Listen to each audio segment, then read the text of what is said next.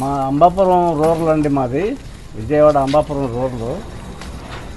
CM గారు చంద్రబాబు నాయుడు గారు చెప్పిన మాట ప్రకారం ఆయన మాకు చేయగలిగినంత చేస్తున్నారు. మేము ఆయన్ని మర్చిపోలేము, ఈ జీవితంలో మర్చిపోలేము.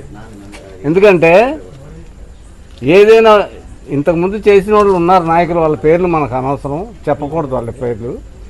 చంద్రబాబు నాయుడు గారికి ఏది చెప్పాడో అది చేసేస్తున్నారు. తర్వాత మాకు ఏం కావాలో, మా చాలా లాస్ అయిపోయాం, కట్టుకోవడానికి బట్టలు లేవు మాకు.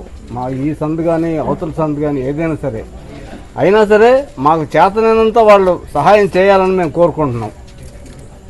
మాకు ఏం లేదు, తినడానికి ఆహారం ఇస్తున్నారు, పాలు ఇస్తున్నారు, అవన్నీ చేస్తున్నారు. మరి ఎవరు చెప్పలే చేస్తున్నారో తెలియదు. తర్వాత ఇందాక ఇవాళ మటుకి ఈ 9వ రోజు 10వ రోజు ఫైర్ సర్వీస్ వాళ్ళు వచ్చారు. ఫైర్ సర్వీస్ వాళ్ళు వచ్చి మాకు ఇళ్ళన్నీ శుభ్రంగా కడిగి చేసి ఎంఆర్ఓ గారు చెప్పారండి, మమ్మల్ని పంపించారని చెప్పారు.